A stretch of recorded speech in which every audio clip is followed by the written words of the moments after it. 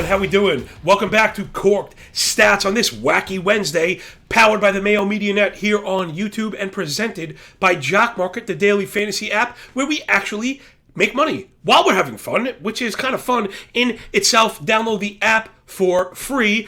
They're going to match the first $100 for free if you use the code MMN Mayo Media Net, and that $100 is more than enough to get up in the Jock Market. We're giving you the players, we're giving you the prices. Just hang on for a bit. We're going to get you going. Lots of green screens, lots of new subs, lots of new views. Loving all that. Rate, review, and subscribe to the audio only pod. You know, we're trying to keep it focused on later in the day on these mixed slate, so people coming home from work can participate as well. But I just ran the whole thing. I'm up before the crack of dawn every single day to bring you this. It's the fastest show in MLB absolutely anywhere. You take that bad boy to the bank. I mean, please, you can go up there to Bristol and all the big shiny buildings. I'm not sure with a team full of producers and analysts that they're putting out a fraction of the content or the passion, maybe both, that's going on here, coming to you worldwide from Brooklyn, New York, as always, coming out the chair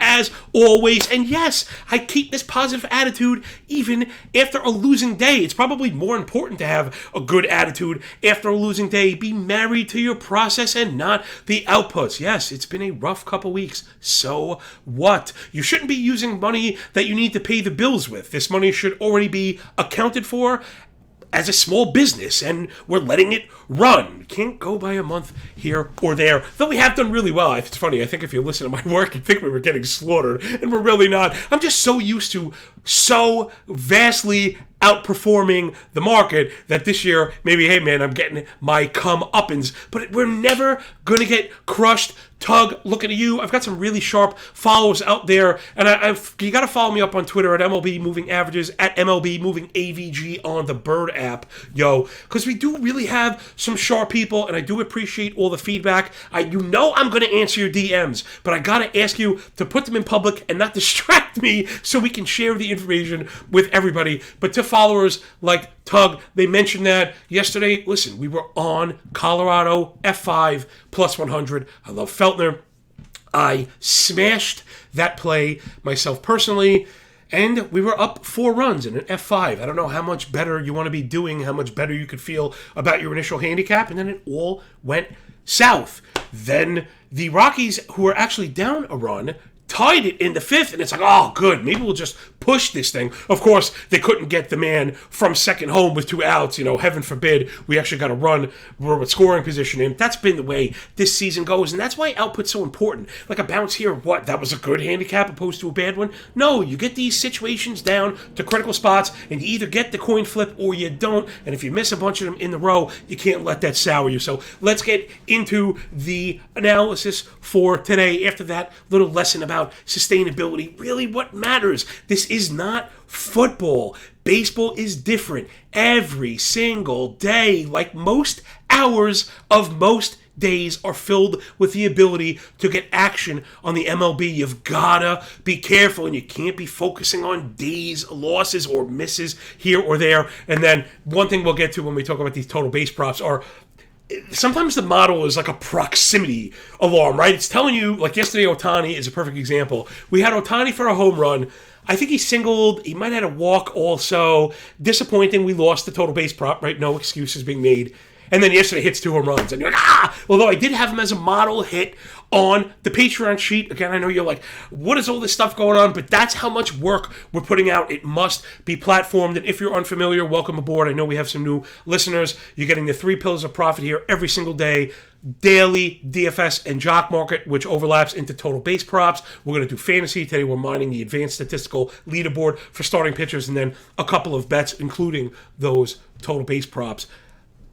Just doing everything, but it's not enough even this early in the day. We know we have weather, we have lineups. A different lineup is going to change everything. In particular, lineup placement really affects total base props. That's a major thing. You really want that extra plate appearance. Something I think I have to take the L on. I was so excited about the odds and the analysis that we've gotten stung more than once now this week on home teams that were favorites. So I'm going to just pull back on that a touch. It's not to say that it's always going to be a loser, but you want to keep the calculus, meaning if we're going to be going for a home player at home with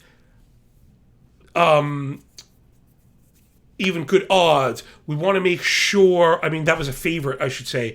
We want to make sure if the model is reading high in the implied team total, another one of those tools that I wanted to mention every day. Starting pitcher ranks and the starting pitcher matrix was an advanced statistical matchup view that we put on. Literally, it's every single thing you could possibly want. Thank Pat Mayo for this. If you appreciate it, we're really trying to do like a premium site content stuff for everybody, right? All of my work has been behind a paywall, and I think probably for good reason, for a couple years, and now everyone's getting it for nothing. All right, enough of that. Let's do more of this. It's the first pillar of profit in that stack attack.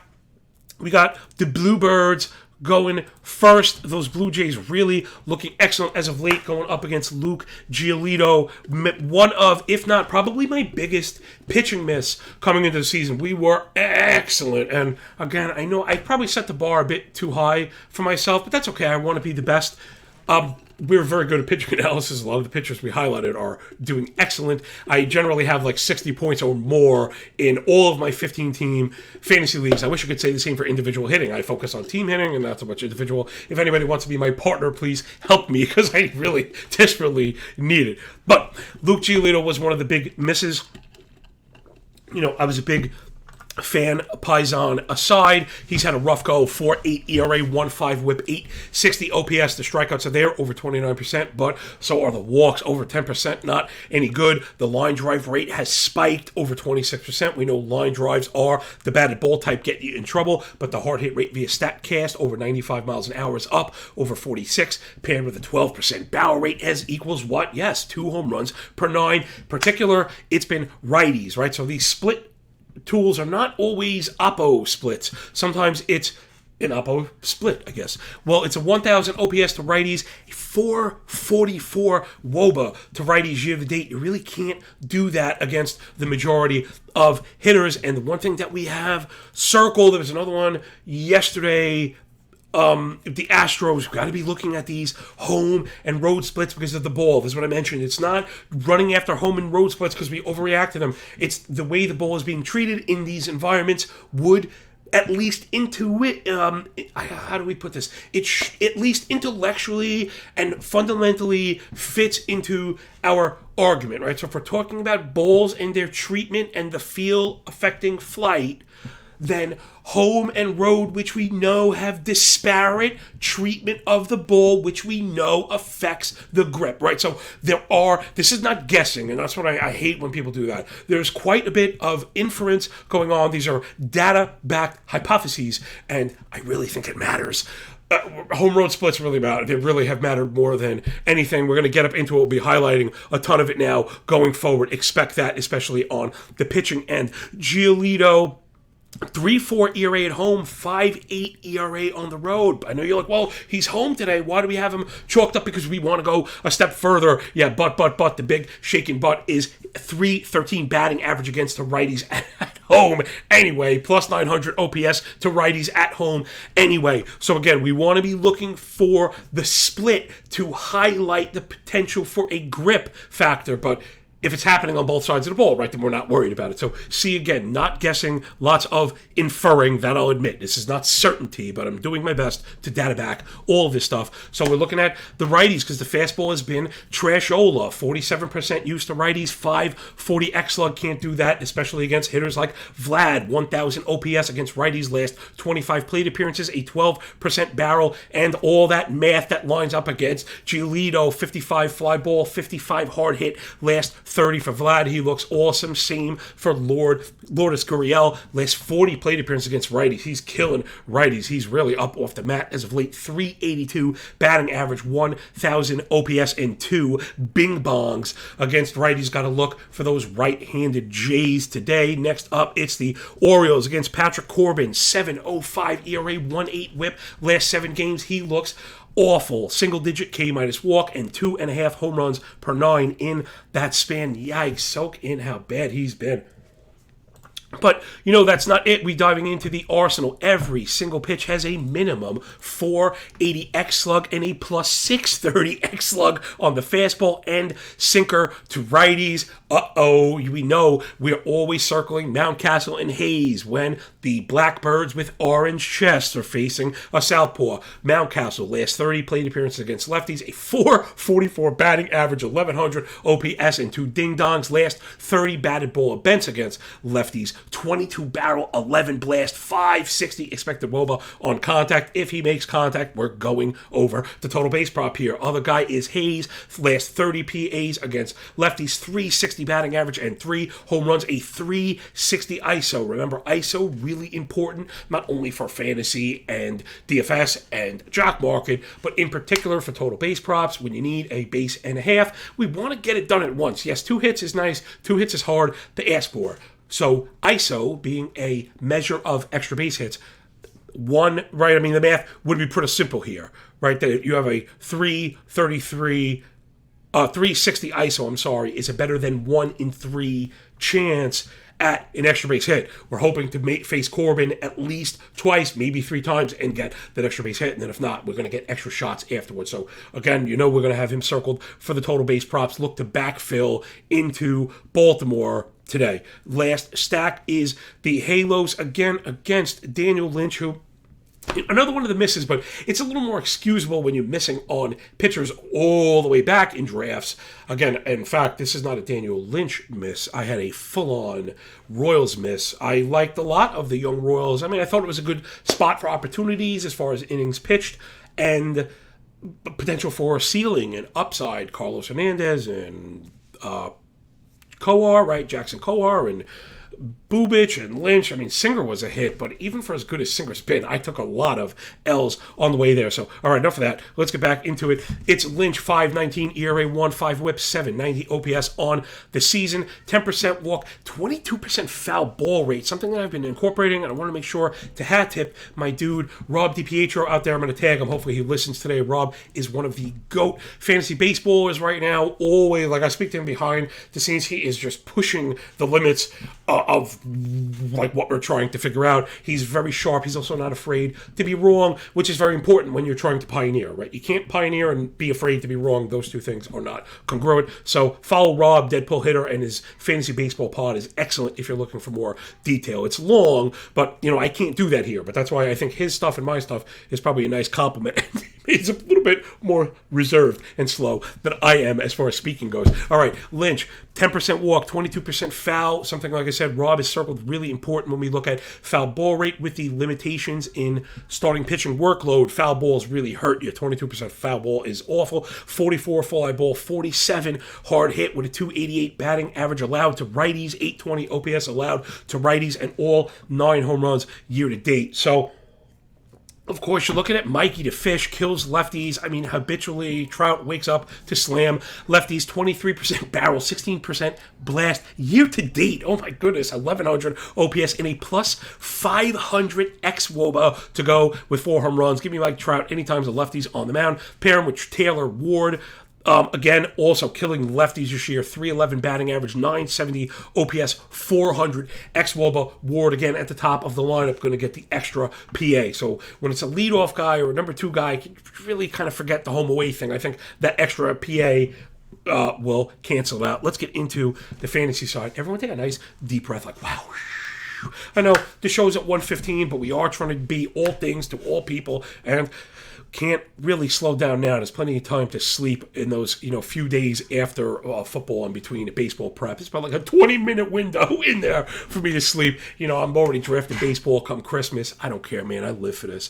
So, fantasy side, you can see the graphic for the audio-only listeners. It feels like a pretty good time to ask for the like button, man. Right? Where else?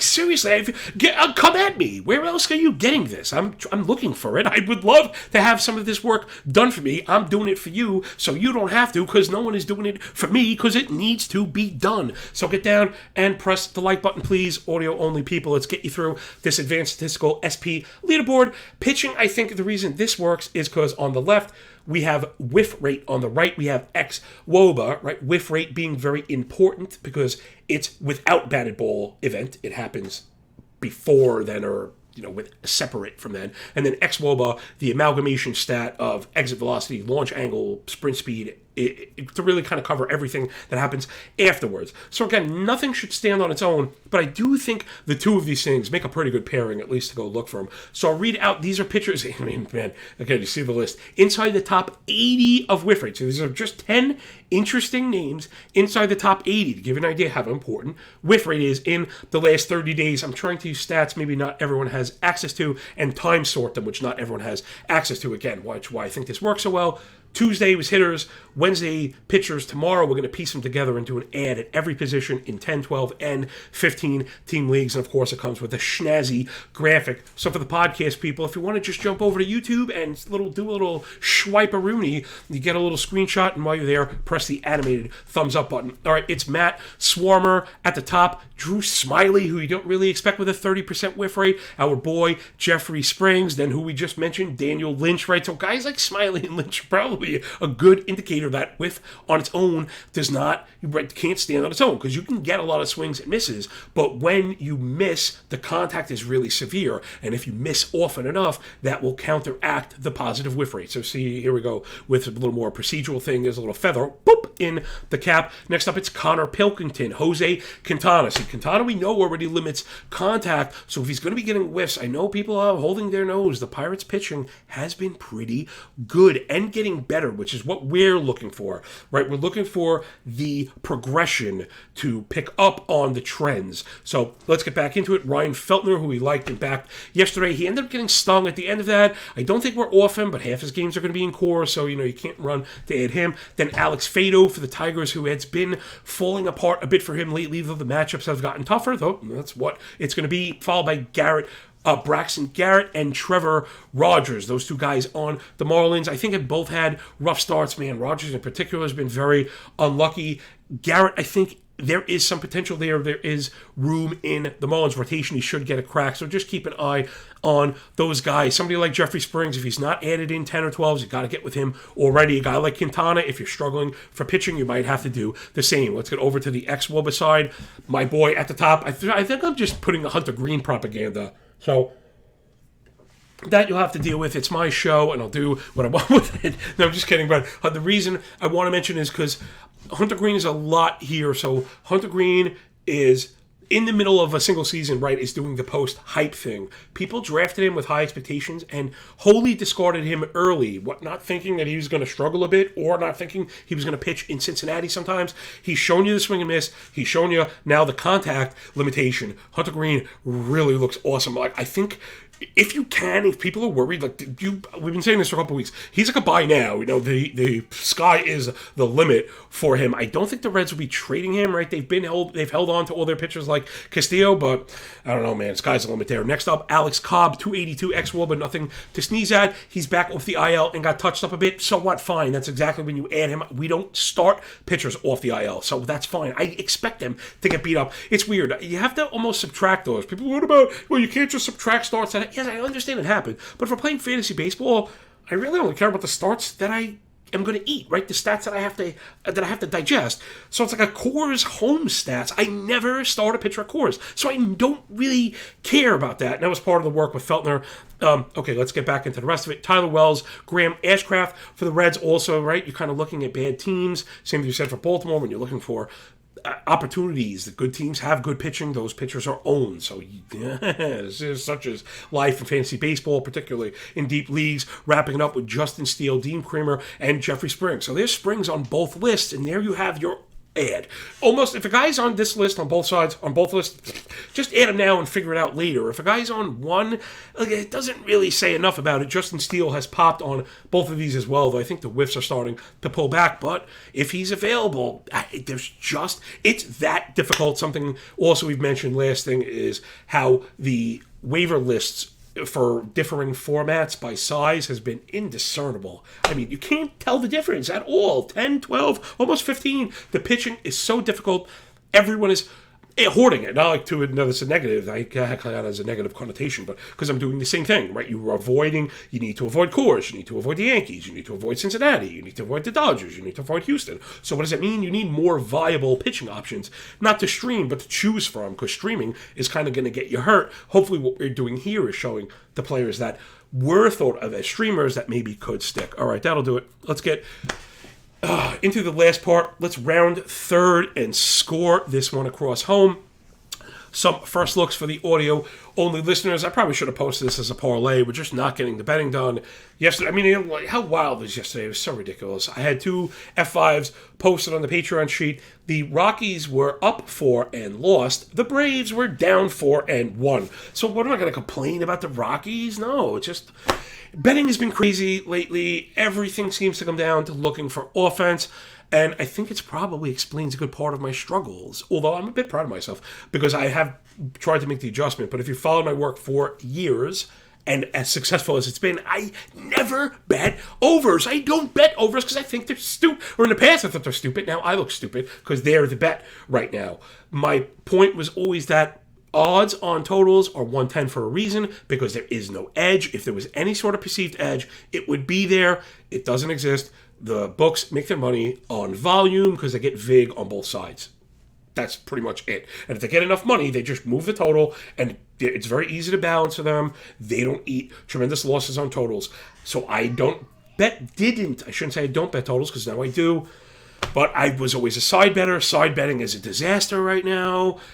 Both ways. I was talking to Stormy about how great favorites have been, but you're only going to make money betting underdogs. Again, a lot going on. So I should have posted this as a parlay. I have the Mets F5, though that one is early, and that one had to do with the split, right, that we mentioned. Carlos Carrasco has been awesome. Luis Garcia has a really, really, really heavy split, but he has struggled to get ahead of hitters. That super low 50% for a strike rate paired with way too many fly balls. So if he gets pulled in Houston, those end up in the seat. So that's the one thing that I want to look for of him, that split really, really bad. So that'll be a good test for us. It was, I think, like sub 3 and sub 7. So we're going to see a lopsided like that. I love the Mets offense. Houston, is tough, but we only need 15 outs. Then we're going to go over to Detroit, Rock City. I know this is going to be funny because if you were really sharp, you could probably clip me talking about how we weren't going to bet on the Tigers. But this was more than a week ago. And again, one lesson I will always hammer home over and over and over again. The thing that has pushed my work to the fore is the incorporation of these indicators from my experience in trading stocks.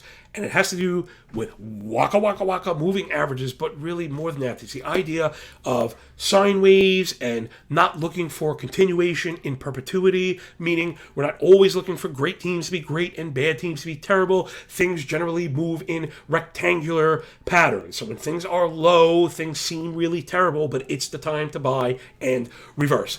But the loss that I had to take was staying on the Tigers while they were in the down part of the sine wave. As I'm highlighting their offensive stats, there was no reason to back them. Again, offense being more at the center. I've been too... this is funny. I can't say I've been too cute in the past because it worked, right? I was really applying, let's say, this granular pitching analysis towards betting, and it worked.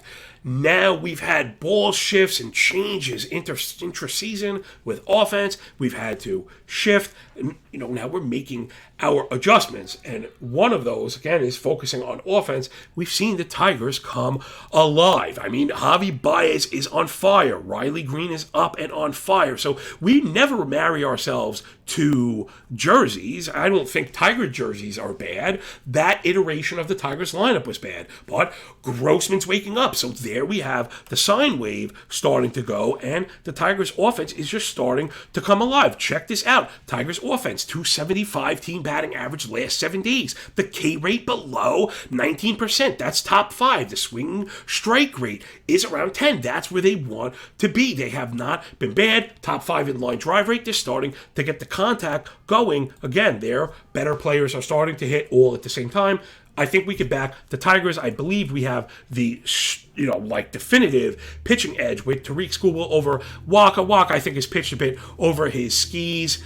The K rate is way too low. The K minus walk, right at 10%, is way too low. I know he's been effective. He is pretty much a very sharp pitcher, but he doesn't get ahead. He does keep it down, but I think some of those disciplinary metrics are really going to catch up to him. Remember, for the 2.28 ERA, there is a 4.5 Sierra, 23% CSW, sub 20% whiff rate. This is generally not what we're looking for. So I think the Tigers hopefully get some good contact, and we'll get behind Skubal at minus 115, getting the plus half run, which we know we love. So if the Tigers can play in a tie game with the Red Sox through 15 outs, we will get this one home. And then last up, it's the Yankees and the Rays. And again, I'm trying to practice what I preach here. In the past, I would have auto-faded this game. It's Jordan Montgomery and Shane Baz. I would have auto-faded, very good pitchers, regardless of the offense. It's just my thing. 3.5 is so low. My model is over, a full run over. I'm going to go for it. When the model has screamed over, we have hit. So I'm going for it. Give me over 3.5 F5 Yankees and the Rays. And then on the bottom, we have a couple total base props. No need for analysis. It can be found at the front if you fast forwarded. Shame on you. You have to go back and listen to me ramble a bit more. It's Ryan Mountcastle over 1.5 total bases and Mike Trout over 1.5 total bases. Mike Trout is listed at plus 110. All right, people, here is the very last lesson. We're up against it. I'm going to get you out of here in a second. It is...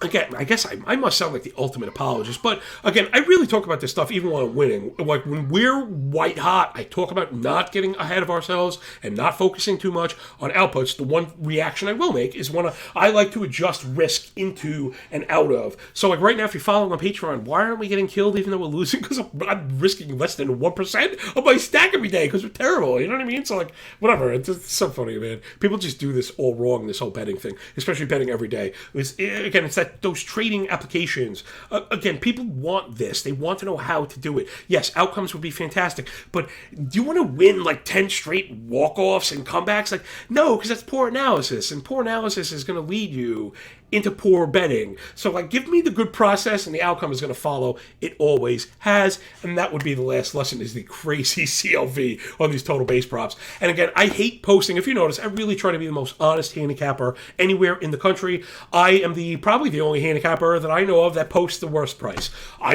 We catch all the CLV in the morning, and when I post on Patreon, I post the current price. Listen, man, that's what I'm trying to do. I'm trying to have this work for people who were like me, that had other jobs and had a family, and you can say, oh, you missed it, I had it this morning, and now you missed out, but now I'm a winner, you're a loser. I'm putting it out early. These I'm really trying to sink my teeth into, because I'm telling you, I'm highlighting it, putting it on Patreon, putting it on Twitter, and telling people to get with these plays early, because Mike Trout plus 110 is different than the minus 115 it's going to be at first pitch. Mountcastle as well, plus 105 is going to be minus 110, minus 115. We are averaging like $25 or $30 worth of movements. For the people that are obsessed with outcomes and are trying to fade me because I've stunk recently, let's go, man. I'm going to keep doing what I do. You want to fade me, you fade me. Let's do this, Curtis. So I'm out of here. That'll do it, everybody, on this wacky Wednesday. You got your stack attack. We got some fantasy arms to take a look at. Make sure that we're adding Springs immediately. Circle Quintana, unbelievably so. And even guys like Feltner, after we take a bit more of a look. I'm going to be making trade offers, low ball trade offers for Trevor Rogers on Miami after he stunk again. And then a couple bets. So hopefully I see you at the cashier window on those Twitter streets. Please rate, review, and subscribe to the audio-only pod. Hit the like button, subscribe to the YouTube channel, and pretty please download the Jock Market app. Get that free $100, and we'll catch you in there. I'm going to post the rest of the picks today, but I'm also giving you prices. I'd never mislead you, and this is working, right? So we're focusing our portfolio, trying to be laser focused on this analysis, and you're going to see Mountcastle, Hayes, Ward, Trout, and boom, I'll see you on the Jock Market later, everybody. Enjoy the games, enjoy your day. When we're done with the book, enjoy that pay, everybody. Yo, remember, when you work this hard, it feels a lot less like luck. I mean, seriously, right? Damn right. Peace.